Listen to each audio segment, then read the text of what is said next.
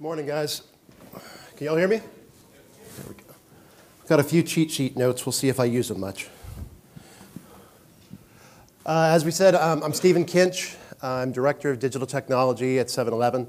I've been at 7-Eleven about 17 years now, and that's a little bit terrifying to me as I did the numbers the other day. But it's been a good trip. When I started out, I came in on the IT side, and I was helping do a little bit of a triage and repair on what at that point was 7-Eleven's first attempt at an e-commerce website. We didn't actually roll that one out. We ended up changing the direction a little bit, but it was the beginning of my career. After about 10 years working purely on the IT side, heavily with marketing, I moved over into a new group called the Innovation Group. And that is where we started doing our first work with mobile apps and mobile APIs. 5 years into the future, that group has kind of evolved and changed into a new business organization focused purely on digital technology and how we're trying to transform 7-Eleven into, instead of just being a brick and mortar store, retailer, turning it into a digital company. So, let's talk a little bit about the digital consumer. What side are we on? As you all know, the technology is advancing incredibly fast. We talked about digital going on for 20 years. Within the last 10 years, we've seen a significant amount of change. Okay? We talk about channel blurring, but what's actually happening is we're starting to see the blending of customers and people blending with technology. Those are what's blurring together as we move forward. And that speed of acceleration, that speed of change, is going faster and faster. So, we talk about the changing lifestyles of people here. You go back in 1983, you had people who sat around tables and actually had family time.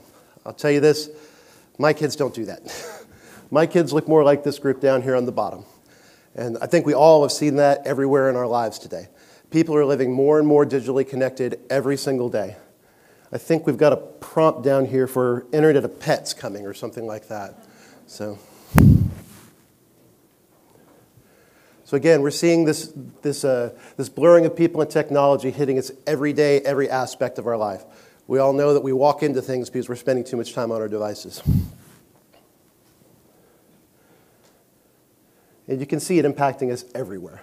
All different aspects of retail, community, socialization, et cetera, et cetera. So we're seeing 6 major consumer shifts that we're seeing that's at least affecting us from a retail perspective. Number 1, people are connected 24/7. There's always a device somewhere nearby. There's always something that's feeding them information. There's always some way they're interacting with information. Because they're also becoming much more demanding and discerning. They're learning about different products. They're seeing different things. They're exposed to so much more information that their own personal preferences start factoring in more and more. Again, we're a convenience retailer. We notice that everybody is always on the go and always time-starved. Okay? There's not enough time to do the things of the day that we normally would want to.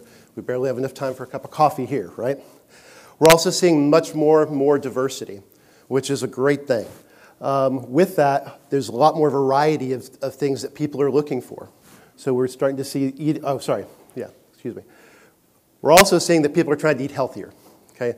Everyone is suffering from the fact that we're connected 24/7 and we're a little bit more stagnant. So people are trying to adjust and modify their life. They're looking for healthier options. Okay? And last, we're seeing a significant increase in urbanization. People moving from the outside, moving more centralized, and that's creating a much more concentrated group of people that affect all these groups. Convenience. It used to be defined by proximity alone. Choice and availability were what's within my arm's reach. And the purchase experience, well, lacked a personal touch. Now, convenience is about seizing a need within a moment. It's about personalized connections, wherever you happen to be, whenever the moment strikes you. And as for 7-Eleven, we're masters of convenience, with 2 very real advantages in the market: an ever-growing footprint and proximity to more people. We're redefining modern convenience by differentiating 7-Eleven from our competitors. From duct tape to Doritos, cotton balls to cola, batteries to beer, our customers will be able to order anything, anytime, online, and get it delivered. Even paying bills, sending money. our customers will be able to satisfy almost any urge with little to no effort at a moment's notice. Welcome to the new 7-Eleven. So, who knows how 7-Eleven actually started? Make this a little more interactive. Anybody know? It was an ice house. The original owner, Joe Thompson, was an ice house owner. And one day, somebody came up to him and said, it'd be a whole lot easier if you actually kept milk and eggs here so I didn't have to go get milk and eggs after getting ice from my ice box. That was the beginning of convenience. We listened to our customer, and then from then on, it's just been going on and on and on. So we invented to-go coffee. We expanded our hours beyond normal store operating hours. First to where it was 7-Eleven, eventually down to where most of our stores were 24/7. All of that was about servicing our customers when and where they needed us.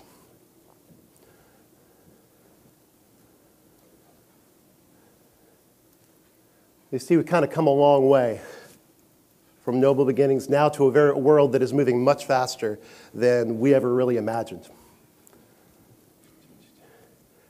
We started with brick and mortar. We're still very much a brick and mortar store, but we understand that our customers are everywhere. We understand that to be truly convenient, we have to go beyond where the store is and exist and be wherever they're at or come to them. Over the last several years, we've gone where lots of people have gone. We've gone into web, email, social, notifications, smart, et cetera, et cetera. Those are things we started out on 5 years ago and continue to expand on today. But we see ourselves moving much further.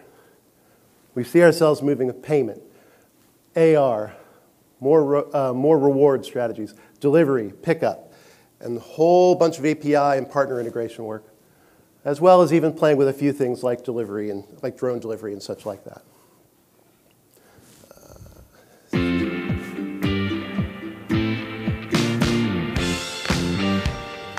Here's a snap of some of those concepts. Some of these are in development, some are hypothetical, some are already in live.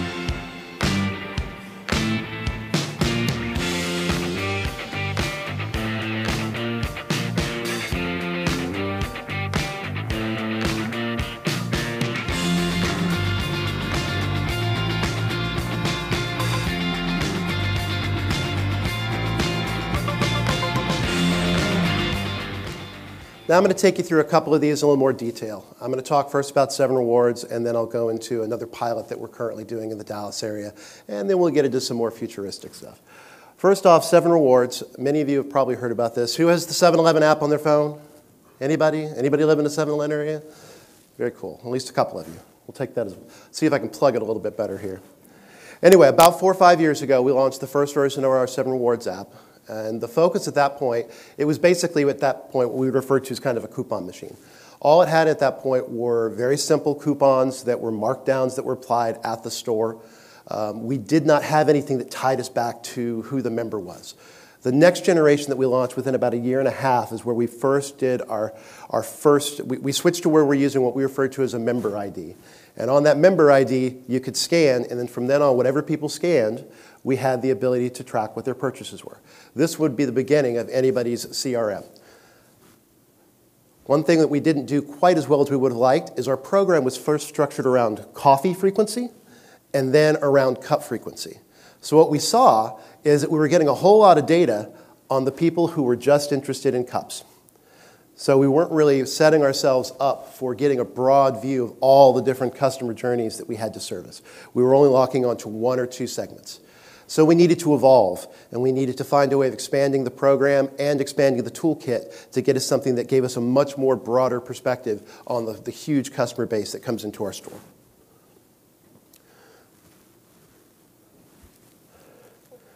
So the way it works was relatively simple. This is still a bit more of a history lesson. You scan it, and from there, things happen. What you're looking at now, this is the view of the new app that came out within the last several months. We launched it in Canada at the ending of last year. This is the beginning of our points program. So what we did is we went and divided ourselves out and went to where we were allowing people to scan and earn points for nearly every product that they were purchasing in the store. We tried to improve user experience along the way for some things. Number one, we simplified the registration process so we could make it a little faster and easier to get in. So Facebook Connect was added. And there's some other things we'll get to in a few minutes.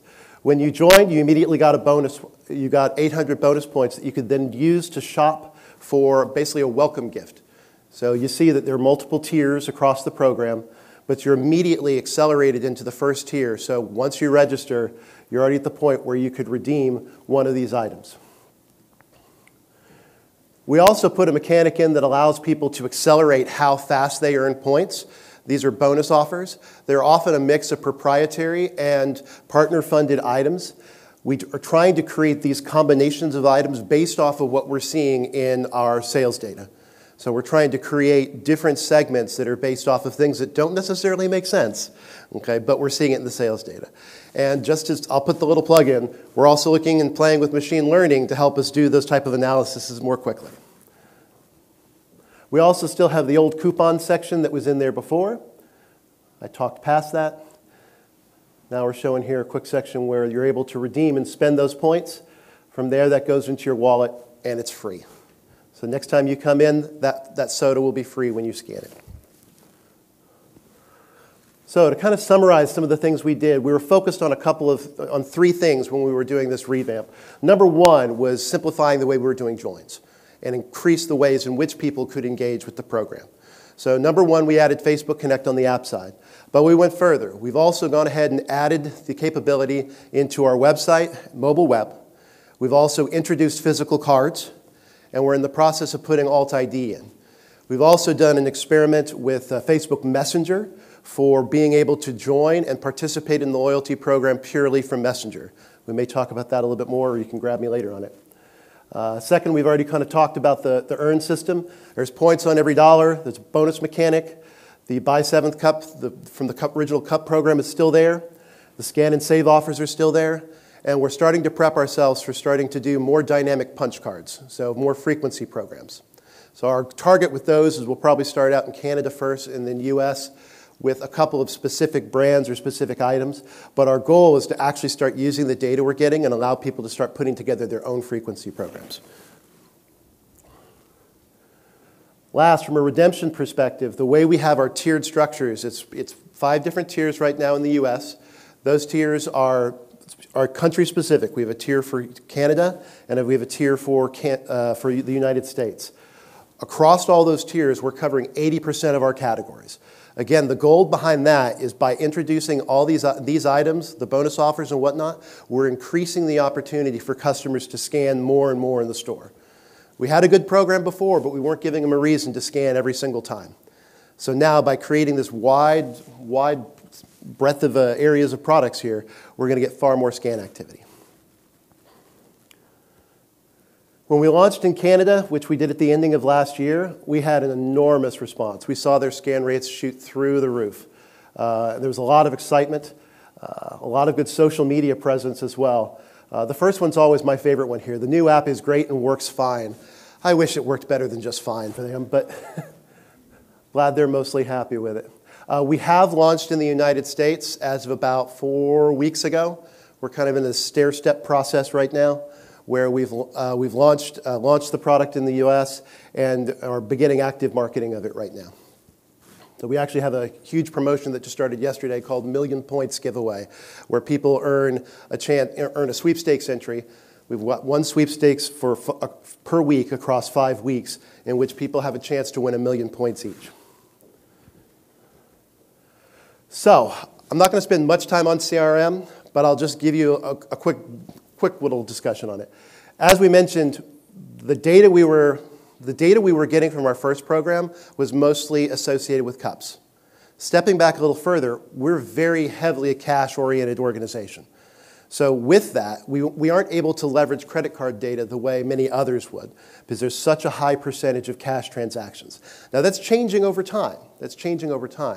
But we're still very early on in our process of establishing our CRM. Oh, most of this is relatively normal.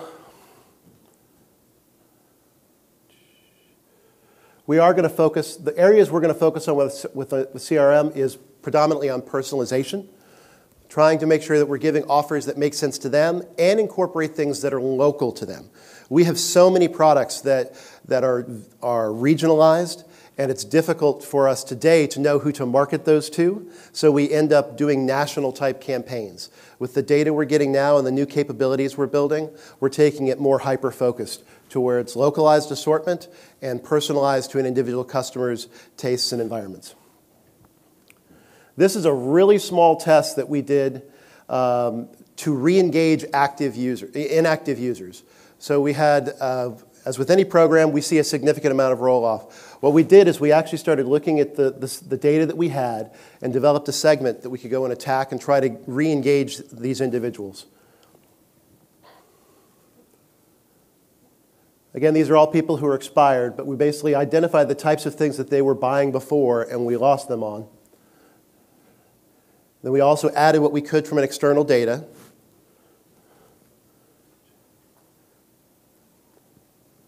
And then from there, we used that to target a small group of people to see if we could get them to come back in and try the store again. And this is purely an email campaign, but we were pretty happy with it at this size. I'm not close to the other work that's being done on that at this point, but from a sample perspective, we were pretty impressed that we got such a high open rate and that the number of people we actually got back into the store was so high.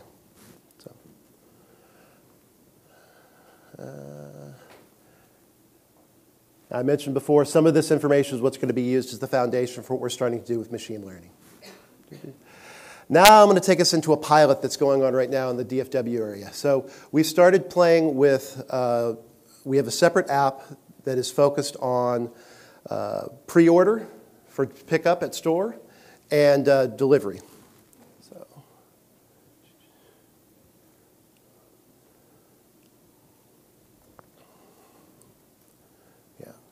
Again, the notion behind this one is we're trying to extend beyond our walls and create an environment in which people can get the same level of convenience they've always been able to get from 7-Eleven to get it wherever they're at. We want the customers to have a simple experience so they can get to any of the products that they may have today. We're starting with a small assortment right now, but the goal is to try to get this to where it could be any combination of products that people need. The type of cases that come up are customers who, one of our favorites has always been the notion of you need diapers and you can't get out of the house. I mean, that does happen, et cetera, et cetera. Here's a quick little reel on click and collect.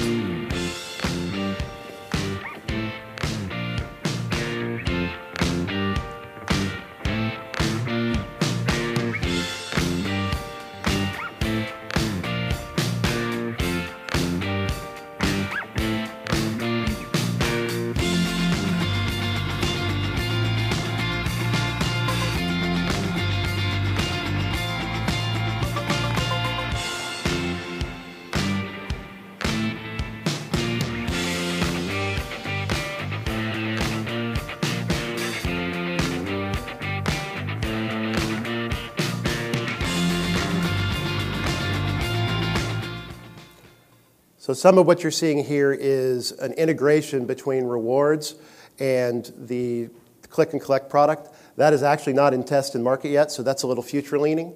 So if you download the 7 Now app, you won't see those types of things there, and it's got a little different look and feel, but we're on our way toward that. Again, the focus on this is trying to get to, right now we're targeting a couple of key groups. We'll learn from the data to see if these are the right ones. We're looking at sports enthusiasts, people who are sitting at home watching the game and they don't want to step up to go get beer. We can deliver beer. So that's one of the things we've actually stepped through.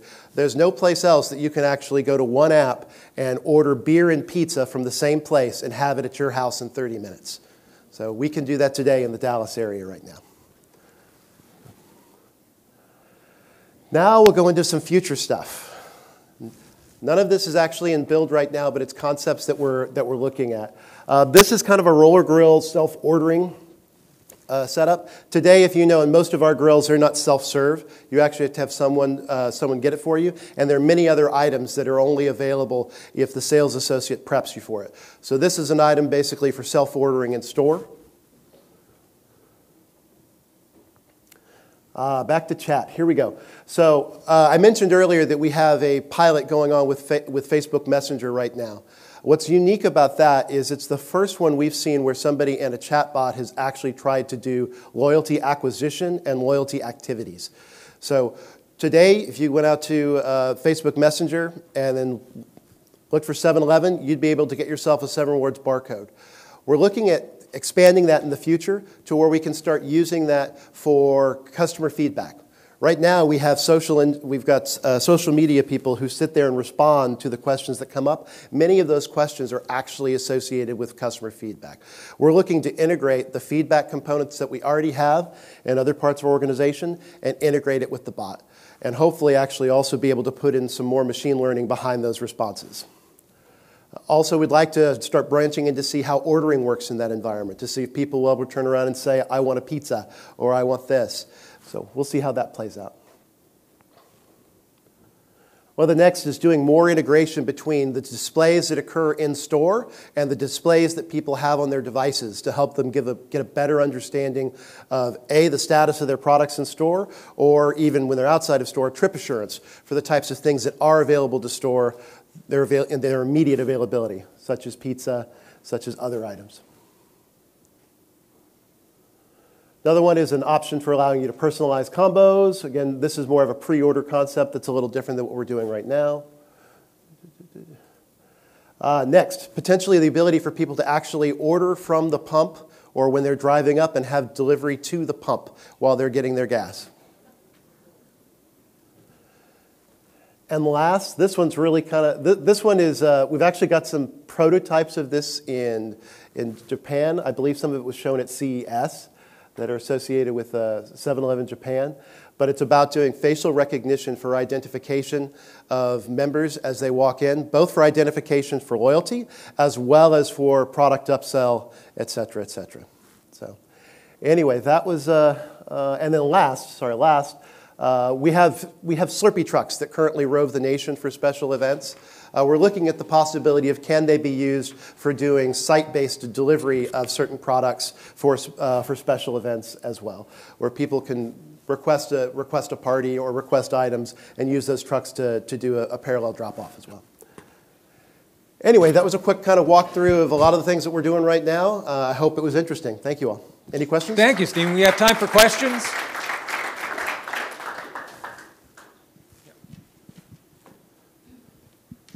Hi, I'm Tara from Chatbooks. Hi. Are you white labeling your reward program solutions and your app, or like your click and collect, or did you build that in-house? We built that. So there are partners involved with it. For instance, all the delivery is done with Postmates right now. But it is something that we have built.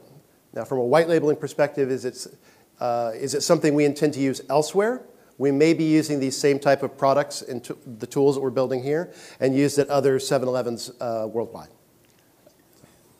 Stephen, a lot of this is you're putting a lot of weight on the mobile app itself to do a lot of these interactions. So I have questions about what you've learned about increasing interactivity with that app. You're asking people to change behaviors, Yes. or to use apps in ways that, as we know, is one of the biggest challenges. Remembering the app is there, let alone taking it out and scanning something.